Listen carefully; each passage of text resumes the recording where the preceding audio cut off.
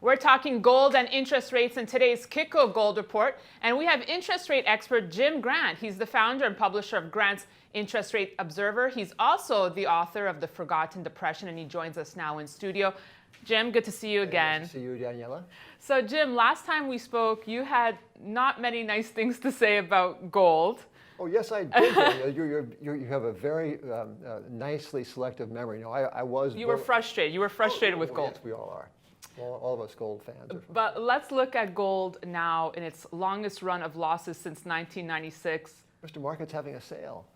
What are your thoughts on the metal right now? Well, it is, of course, terrifically vexing, but it is, I think, is a wonderful opportunity. And I say this with all due humility for what one can't know about the future, which is everything.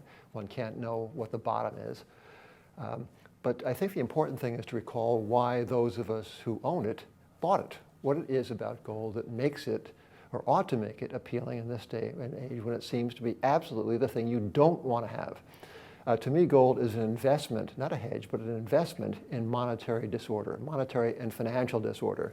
So when you look around the world, you see exchange rates are, I think, properly disorderly. When you look around the world of lending and borrowing, we are in a regime of price control by another name, so-called 0% rates and quantitative easing by the world's central banks. We are in one of the most radical periods of monetary experimentation in the annals of money. And it could be, this all works out. That is a possibility. I rate that as a very low probability. And for that reason, it seems to me, you want to have exposure to the reciprocal asset of the paper assets that are now most popular. So gold to me is now the conjunction of price, value, and sentiment, and I am very bullish indeed. And how do you like owning your gold? Well, I take my losses in all manner of different forms, Danielle. I own Kruggerands, generic, non-numismatic value gold, physical gold. A friend of mine says, when they sell you a Picasso, they have to actually deliver the Picasso. When they sell you gold, they can give you a piece of paper. So I like the physical, and I also am an owner of all too many, for now, gold mining shares. The usual suspects, right, for which I have the highest hopes, and I have the current, a great deal of worry for the present, but a great deal of conviction for the future. Well, let me ask you that. With these gold prices, though, aren't we going to be seeing a lot of mine shutdowns? We could, yes, indeed, and we could see some bankruptcies among the leveraged ones.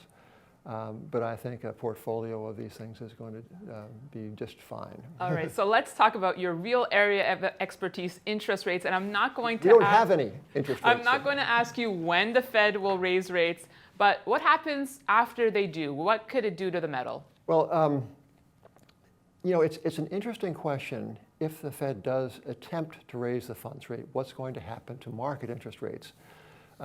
As we all see, commodity prices are in retreat the world over, which does not speak well for the strength of business activity the world over.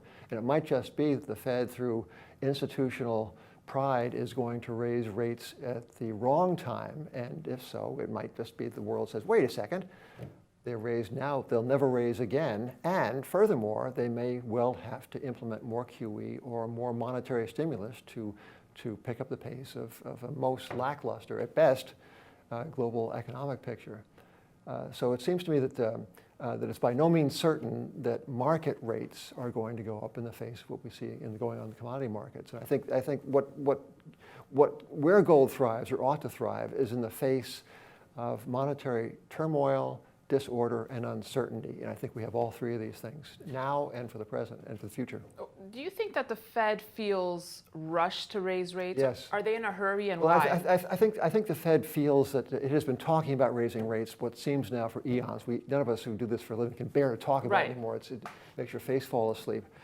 But I think that the Fed now feels it must act just for institutional, institutional pride.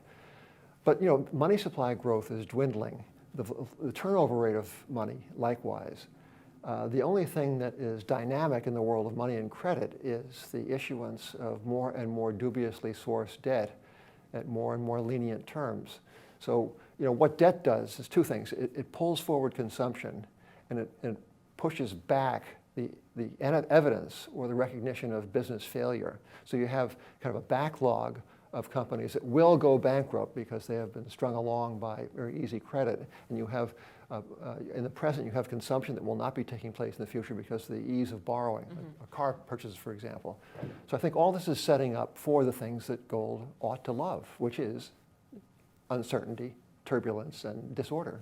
All right, and let's end on a note for gold here, Jim. I don't know if you saw any article this week in the Wall Street Journal where one analyst referred to gold as a pet rock. My friend Jason Zweig, as I reminded him of the pages of Grants, it was Jason who in 2011, within 2 weeks of the top of the bullion price, the then top, wrote a bullish piece on gold mining shares.